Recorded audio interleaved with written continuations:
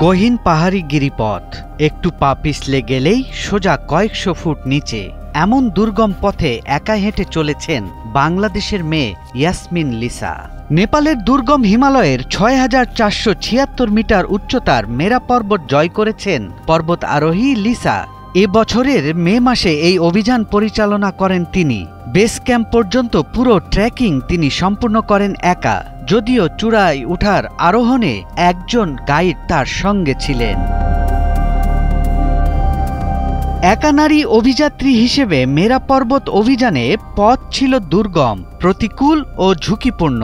প্রতিটি ধাপে ছিল তুষারপাত, হিমবাহ, খাড়া ঢাল এবং বিপজ্জনক গিরিপথ। এসব পেরিয়েই চূড়ায় পৌঁছান ইয়াসমিন লিসা। এর আগে 5 বার গিয়েছিলাম নেপালে, ইন্ডিয়াতে মিলিয়ে। তো প্রিপারেশনটা অনেক দিন ধরেই চলছিল। আর এইবারের জার্নিটা ছিল আমি পুরো একদম একা গিয়েছি। এখানে মানে পুরো ট্রেকিংটাতে আমি বাংলাদেশ থেকে আমার সাথে আর কেউ যায়নি। ট্রেকিংটাতে আমি একা ছিলাম, শুধু সামিটের অংশটুকুতে ক্লাইম্বিংয়ে আরেকজন ছিল। তো সেইখানে তখন আমি একাই যখন গেলাম, কাঠমান্ডু থেকে পাইয়া নামে একটা জায়গায় যে জিপে করে, সেখান থেকে তারপর ট্রেকিংটা শুরু হয়। 2018 সালে নেপালের আইল্যান্ড পিক বেস ক্যাম্পে ট্র্যাক করে পর্বত আরোহণ যাত্রা শুরু করেন লিসা।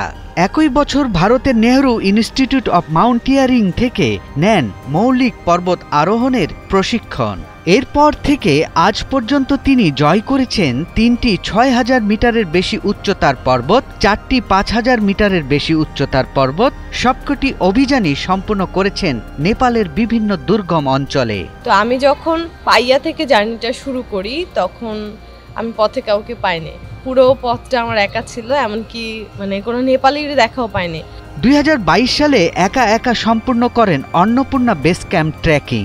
একই বছর অংশ নেন মানান্সলু পরিক্রমা ও সুম উপত্যকা ট্রেকিংয়ে।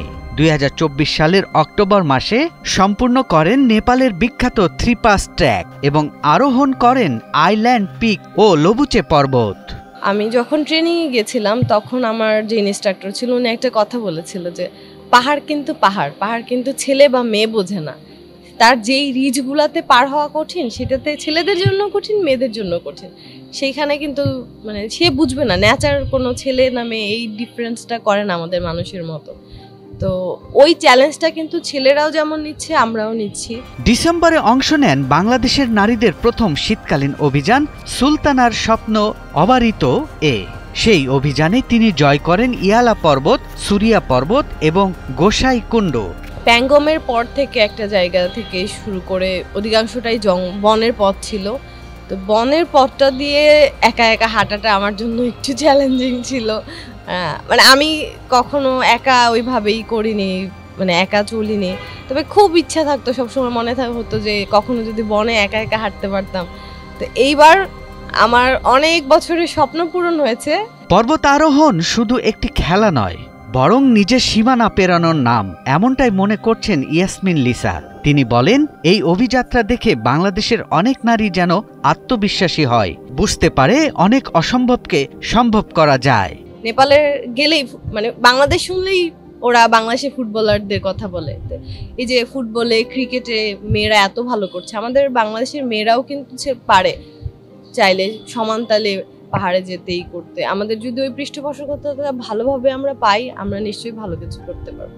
বাংলাদেশের নারী পর্বত আরোহীদের প্রতিনিধিত্ব করেই তিনি এগিয়ে যেতে চান, ছুঁতে চান 7,000 মিটার বা তার বেশি উচ্চতার চূড়াও।